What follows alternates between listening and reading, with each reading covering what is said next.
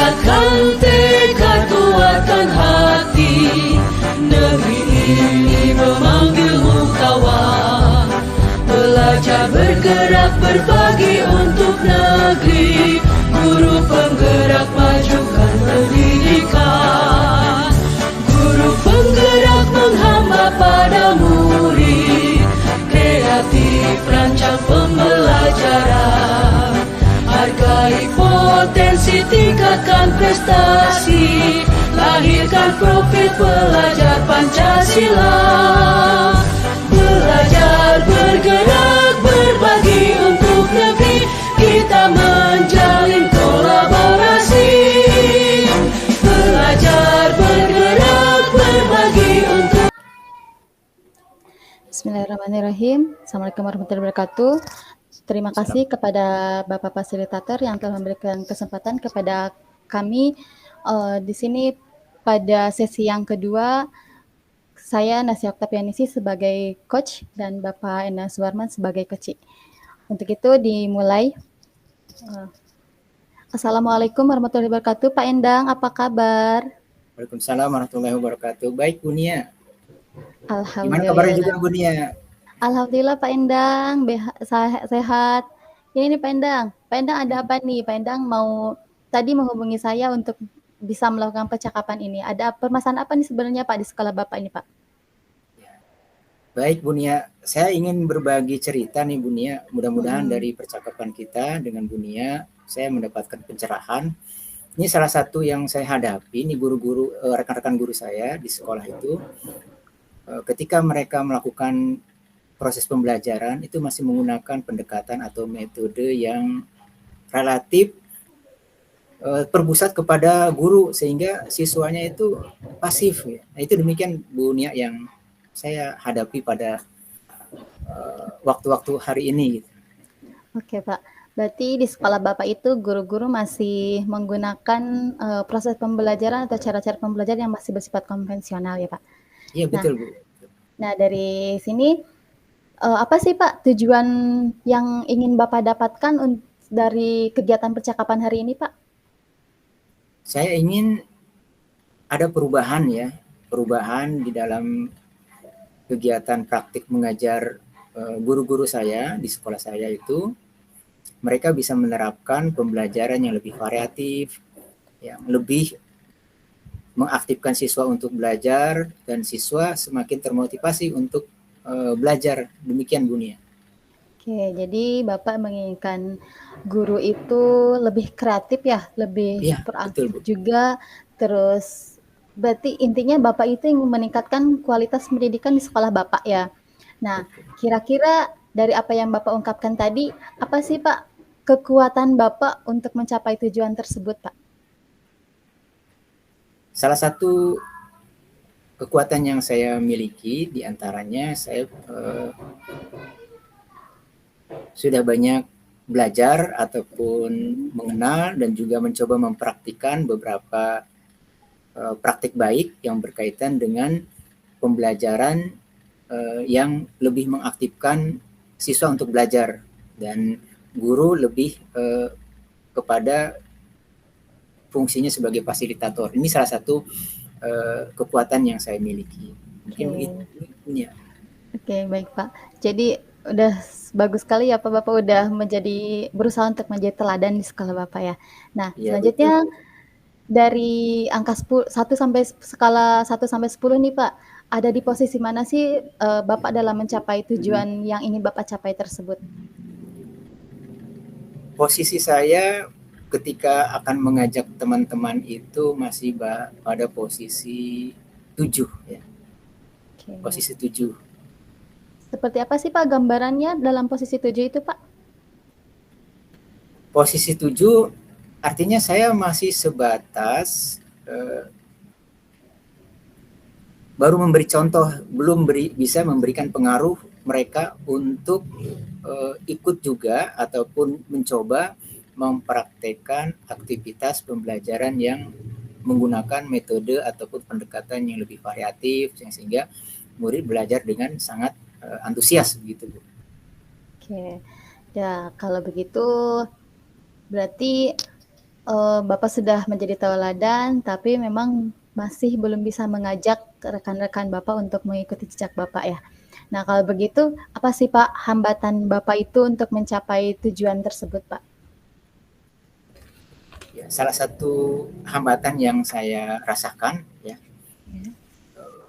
guru-guru masih paradigmanya bahwa mereka cukup menjalankan tugas mengajar, artinya gugur terhadap tugas ya, sehingga mereka lebih mengejar ketuntasan materi ataupun ketuntasan kurikulum. Mereka tidak lagi berpikir murid itu untuk belajar lebih jauh lagi. Demikian Buni. Jadi guru itu masih mengejar hasil belajar dengan nilai atau angka gitu ya Pak? Iya betul, Bu. Seperti itu. Terus apa nih rencana Bapak untuk mencapai tadi tujuan-tujuan yang Bapak inginkan, yang Bapak harapkan tadi? Rencananya seperti apa Pak? Salah satu rencana yang ingin saya jalankan, pertama saya ingin dialog ataupun berkomunikasi dengan kepala sekolah yang mengusulkan untuk ada semacam pencerahan ataupun IHT di tingkat sekolah, bagaimana menerapkan pembelajaran yang lebih variatif, yang lebih atraktif, sehingga guru-guru itu terbuka ya wawasannya, pemikirannya, kemudian kesadarannya untuk juga bersama-sama ya menggunakan pembelajaran yang lebih atraktif, yang lebih komunikatif kepada siswa, sehingga siswa itu lebih termotivasi dan lebih aktif ketika belajar Bunia.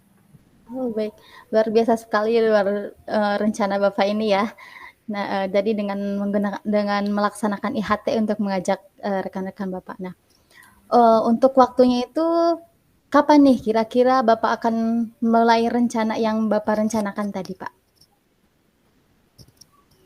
Insya Allah saya akan mencoba dalam pekan ini berkomunikasi dengan kepala sekolah. Nah, setelah saya mendapatkan respon yang positif dan kepala sekolah itu memberikan respon yang positif, saya optimis kepala sekolah akan menyetujuinya. Dalam 2 pekan ke depan ya kami akan berusaha mewujudkan acara IHT tersebut. Demikian Bu. Ya. Oke baik Pak. Selanjutnya Pak, apa sih Pak yang menurut Bapak itu yang menjadi tolak ukuran keberhasilan Bapak tersebut itu yang seperti apa Pak, yang menurut Bapak itu bahwa rencana Bapak itu berhasil gitu Pak? Ukuran berhasilnya itu seperti apa Pak? Ya, salah satu tolak ukur ataupun kriteria keberhasilan diantaranya secara praktik mengajar ya, teman-teman saya di sekolah itu sudah menggunakan berbagai macam pendekatan ataupun metode, dan yang paling terlihat adalah antusiasme siswa ya, antusiasme siswa ketika belajar, dan lebih jauhnya lagi hasil belajar siswa itu lebih meningkat. Jadi pertama motivasi siswanya, kemudian aktivitas pembelajaran guru itu lebih variatif, dan juga hasil belajarnya lebih meningkat. Demikian Bunia. Oke baik Pak. Nah tadi kan selain apa yang Bapak ungkapkan tadi, tolak ukurnya menginginkan bahwa anak-anak lebih termotivasi, gurunya juga lebih kreatif. Nah, tadi juga kan Bapak sudah mengungkapkan hambatan-hambatan ya, seperti tadi yang sudah Bapak ungkapkan, bagaimana sih cara Bapak untuk mengatasi hambatan-hambatan yang sudah ada, yang ada tadi Pak? Ya, saya untuk mencoba mengurai hambatan-hambatan tersebut, salah satu diantaranya adalah mencoba untuk berkolaborasi dengan pemangku kepentingan ya, ataupun kebijakan, diantaranya adalah kepala sekolah dan juga wakil kurikulum yang punya kewenangan, salah satunya memberikan semacam penjadwalan ataupun pengagendaan kegiatan pembekalan kepada guru-guru. Demikian. Baik Pak. Nah sekarang setelah itu apa nih komitmen Bapak untuk mewujudkan rencana tujuan yang akan Bapak capai tersebut? Komitmennya itu seperti apa Pak? Jadi kan rencana Bapak akan melakukan IHT ya. Komitmennya itu seperti apa Pak?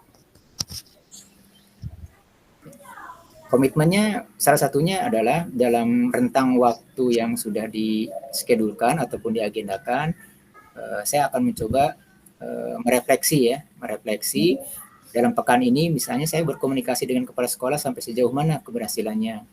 Nah, apabila misalnya disetujui, maka langkah saya seperti apa, dan kalau misalnya belum disetujui, maka langkah saya seperti apa. Ini adalah sebagai bentuk komitmen saya bahwa saya menginginkan adanya perubahan teman-teman saya untuk ada perubahan di dalam proses mengajar.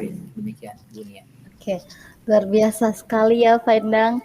Kita berusaha untuk selalu meningkatkan tujuan pendidikan khususnya di sekolah kita terlebih dahulu.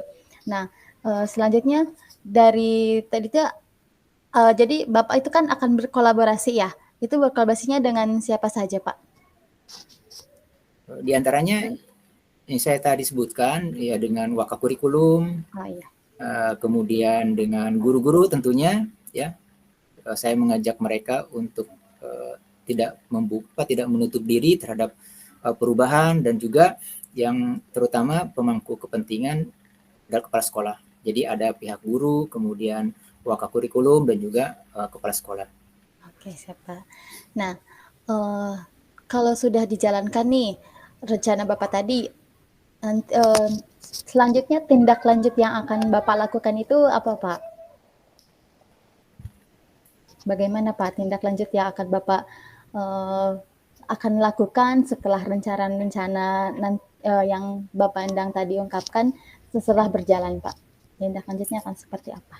Ya, salah satu tindak lanjut yang akan saya usulkan juga kepada pihak kurikulum dan juga kepala sekolah untuk mengadakan kegiatan supervisi akademik. Nah, jadi setelah mereka guru-guru itu diberikan semacam pencerahan ataupun pelatihan, kemudian supervisi itu sebagai bentuk memotret ya aktivitas mereka pasca mendapatkan pencerahan itu. Nah, nanti bisa dievaluasi sampai sejauh mana aplikasi dalam pemahaman tersebut ya, antara pemahaman dengan praktik di lapangan. Nah, dari situ nanti kita bisa bisa menindaklanjuti sampai sejauh mana tingkat ketercapaian IHT tersebut. Nah, demikian Bu Nia.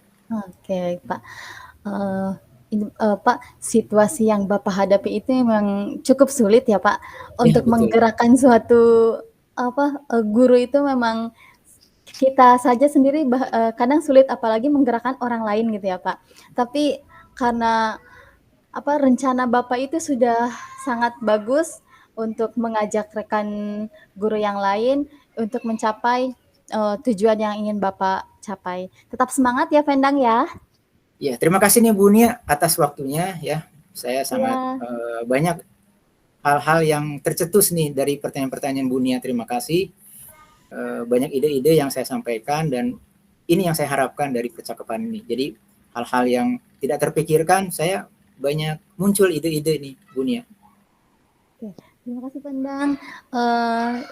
Saya rasa percakapan kali ini cukup ya Pendang ya. Mudah-mudahan nanti kita bisa melakukan lagi percakapan selanjutnya untuk mengevaluasi percakapan kita sekarang ya. Jadi terima kasih sekali lagi Pendang. Mudah-mudahan percakapan ini bermanfaat bagi kita semua Pendang. Amin. Assalamualaikum warahmatullahi wabarakatuh. Salam semangat Pendang. Semangat Bu, semangat. Ya. Terima kasih Bu. Assalamualaikum. Sama-sama. Waalaikumsalam.